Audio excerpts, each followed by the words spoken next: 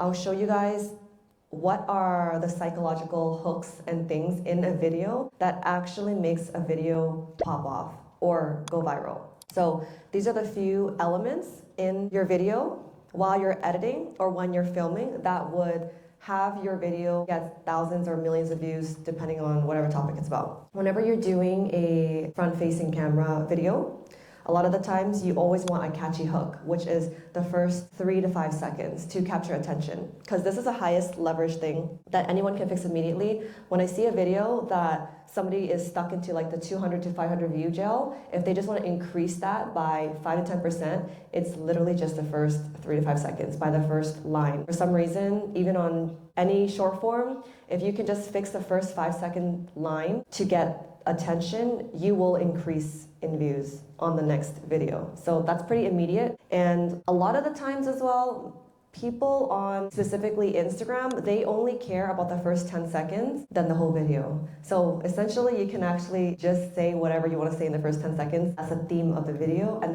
even if the video is so mid and you're talking about like nonsense, as long as your first 10 seconds, which is your catchy hook, your video will go viral. So that's a trick. And 63% of top performing videos deliver the main message within the first 3 seconds. So never like, hey guys, welcome back. That's like very vloggy, long form YouTube style. That would be kind of like in the middle of action. You just kind of go straight into what the video is about because people's attention span is like a goldfish and it's just smaller and smaller and smaller, getting shorter and shorter. So catchy hook. I will say this is probably the most important part when you are first starting, because this can easily get you to a basic 5,000 to 7,000 video view each time if you can just focus on the hook. So if you don't focus on anything else, just this hook part, your views will start to increase and then you can worry about the rest. Next one is fast-paced editing. TikTok thrives on like quick, energetic content.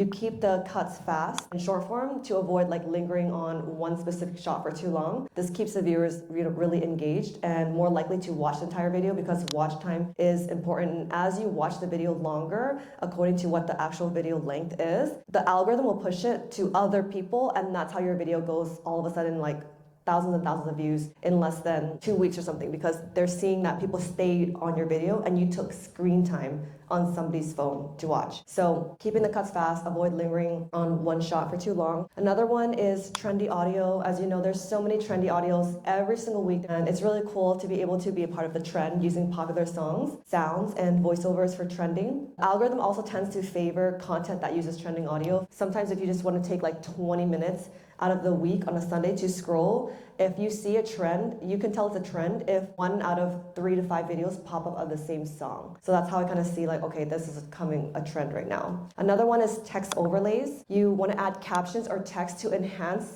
the video that explains what is happening, but keeping it brief and to the point, pretty fast. And make sure it's easy to read quickly. If there's too many bouncy colored fonts and too big and it's just too in your face, it's just not only not aesthetically pleasing, but it's too much going on, too confusing. Somebody's talking, now I have to read, and the font is bouncing into my face. I'm gonna scroll. So text overlays is important to make sure you use just the system font. System font across all platforms. That's the only font you should be using, even if it's not the cutest. But system font is the automatically increased like 2% view. Another one is engagement prompt. So you can say things like comment, share in the caption, either within the video at the end or CTA in the caption. So you can ask also questions. You can have the viewers or people like your audience tagging other people to reach more people or shareable content. So engagement prompt for all you girls who are also launching soon, every single video that you should be putting out, your caption needs to have a CTA, which is sign up for my email lead, email newsletter, or sign up for our wait list so that they know you're launching something, even if it's a top of funnel content. Even if it's a super top of funnel content, you're talking about, you're selling a yoga mat, but you're talking about the blue skies and how it's so sunny.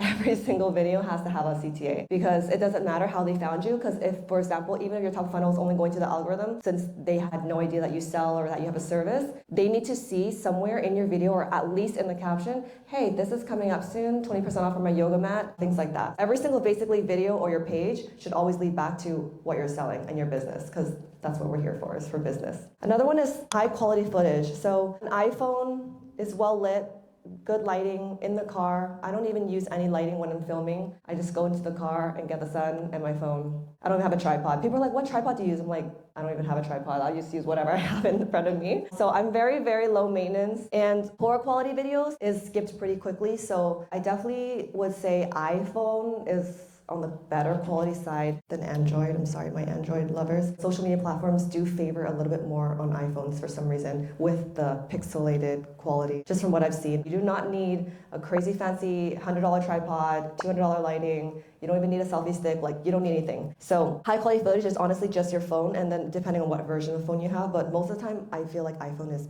good. And a lot of the times as well, the front facing camera, yes, is good, but if you can get even better pro at it, film from the back, because the back camera is so much better on any app. The next one is hashtags. So you want to use like a mix of trending and niche hashtags to increase your reach.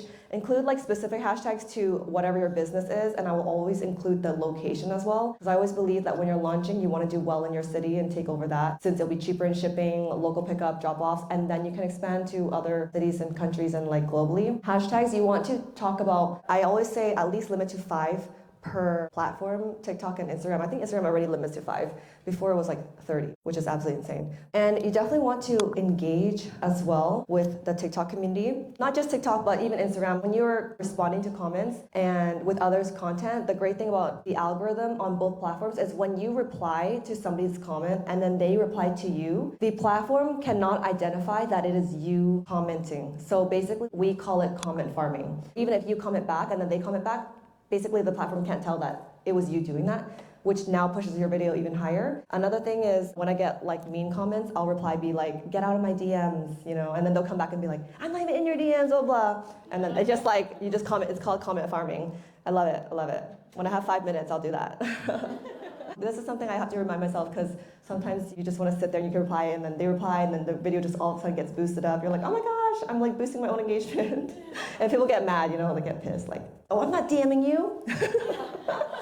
So always engaging for sure. When you guys are posting, reply to every single comment. When people are even liking, you want to take a step further, go and like their pictures, because then they can see like, oh my gosh, like this person's liking me back, and then you guys basically connect online and you follow each other. So engaging is really important, just with any TikTok or Instagram community. Another one on here that's not on this one is when you incorporate like a challenge or in a trend. If you go to do like a yoga challenge or like yoga outside on the beach, or you're with an instructor, you make some funny videos together. So it's basically just like taking fresh takes on like funny trends. Even if it's not like super, super popular, but sometimes that video that is just like 5 seconds or 10 seconds that you're doing with somebody else, or like a catchy trending challenge, it can also pop off as well. So these are the elements of video editing. However, I will say as a beginner, the first one, catchy hook, is probably the most important one out of all of these. And then as you guys go on weeks and weeks of getting really good at content, you will eventually psychologically just implement all of them as the time goes on. Any video you see that goes viral has at least half of these elements: the catchy hook, the fast-paced editing, the trendy audio, the text overlays, the engagement prompts, high quality footage,